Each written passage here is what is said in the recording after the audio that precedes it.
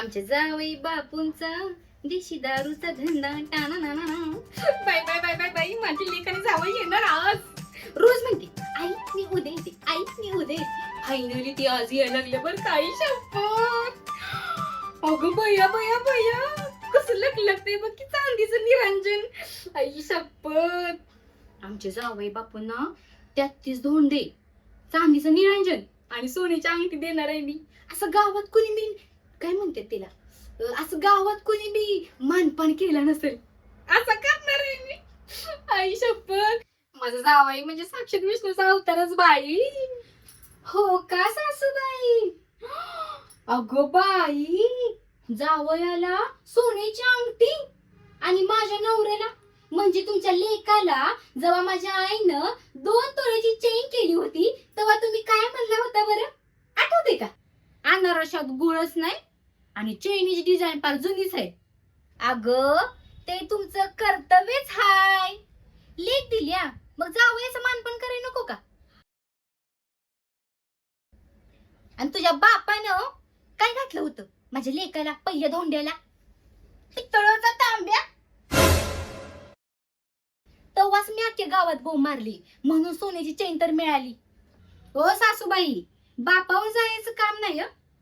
माझ्या बापाने पितळाचा तांब्या जर दिला असला तर त्यातनं पाणी तरी पिता येतं. तुमचा जावई काही कामाचा हो. हिता आला की बोकडासारखा गिळतो आणि ढेकर देऊन बसतो निवांत. तिला सोन्याची अंगठी नाही, तिला म्हशीचं दावा बांधा गळ्यात. एकदम बाहेर दिसेल बघा. काय काय काय म्हणलीस? माझ्या जावईला बोकड म्हणलीस? अगं तुझ्या आई वडिलांना काही संस्कार केले ते का नाही तुझ्यावर? नुसती पोट्टा आणि ते बोलतेस. माझ्या आईचे संस्कार भारीच आहेत म्हणून इथं तुमची आणि तुमच्या त्या महाराणी लेकीची खरकटी काढत बसले. आणि सासूबाई, तुमची लेक माहेर आल्यावर काय करते हो? नुसती बेडवर लोळत पडती. सासरी स्वतःच्या सासूला चहा तर देते का नाही कुणास ठाऊक. आणि ही काय करणार सासरची कामं? ए चेटकीने, माझ्या सोन्यासारख्या लेकीला जर काय बोललीस तर तुझं थोपाळच फोडून ठेवतो का नाही बघ. माझी लाडाची लेक आहे ती आणि माझ्या लेकीला सासरी सुख मिळावं म्हणूनच जावयाला खुश ठेवतोय मी आणि म्हणूनच त्याच्या पाया पडतोय. आता कसं पॉइंटवर आलं सासूबाई? हाच तर खरा प्रॉब्लेम आहे. तुमची लेक सासरी सुखी राहावी म्हणून तुम्ही जावयाच्या पाया पडता, त्याला सोन्या चांदीने बळवता. आणि मी पण कोणाची तरी लेकच आहे ना. माझ्या आईबानं पण हाच विचार करून हे स्वप्न बघून मला इथं पाठवलं असेल नव्हतं. पण हिथं आलो मला काय माहित तुझ्या आईनं काय केलं, तुझ्या बानं काय केलं, हे सगळे टोमणे. आमच्या ऐपत आहे तेवढी. तुझ्या बापासारखं आम्ही भिकारी नाही. आणि माझा जावई काही रोज रोज येतो घरला? वर्षातून एकदाच येतो नव का? लागली आयटा सांगायला. मग माझा नवरा काय माझ्या माहेरात रोज जाऊन बसतो काय? सासूबाई, सत्य परिस्थिती तुम्ही ऐकाचाल. जेव्हा तुमचा जावई घरात येतो तेव्हा तुम्ही आल्यावर काय करता? जावई बापू या या या या, बसा बसा बसा बसा. जावई बापू तुम्ही काय घेणार? चहा घेणार, कॉफी घेणार, सरबत घेणार का आणि काय काय घेणार? कसं विचारता बरं? मग तेच माझा नवरा माझ्या माहेरी आल्यावर, माझा नवरा म्हणजे तुमचा आलो, माझ्या माहेरी गेल्यावर तुमचा फोन लगेच येतो. काय रे कुठे आहेस? इतका वेळ बसतात का सासरमध्ये? घरातली कामं कोण करणार? शेतातली कामं कोण करणार? उसाला पाणी कोण पाजणार? तिथं काही दात काढत बसलाय हे हे हे हे. का हो जावई जावयांमध्ये एवढा भेदभाव का? तुमचा जावई म्हणजे सोनं आणि माझ्या आईचं जावई म्हणजे काय पितळ आहे काय? तो लेख आहे माझा, त्याला घरची जबाबदारी पाहिजे का नको? सासूबाई, तुम्हाला सुद्धा एक मुलगी आहे ना.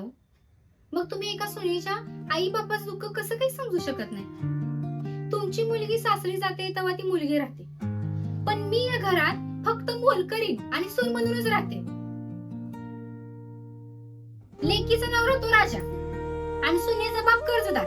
ही कुठली पद्धत? ज्या हाताने तुम्ही जावयाला भरवता ना त्याच हाताने सुनेच्या आई बापाच्या कष्टाचा पण मान ठेवायला शिका.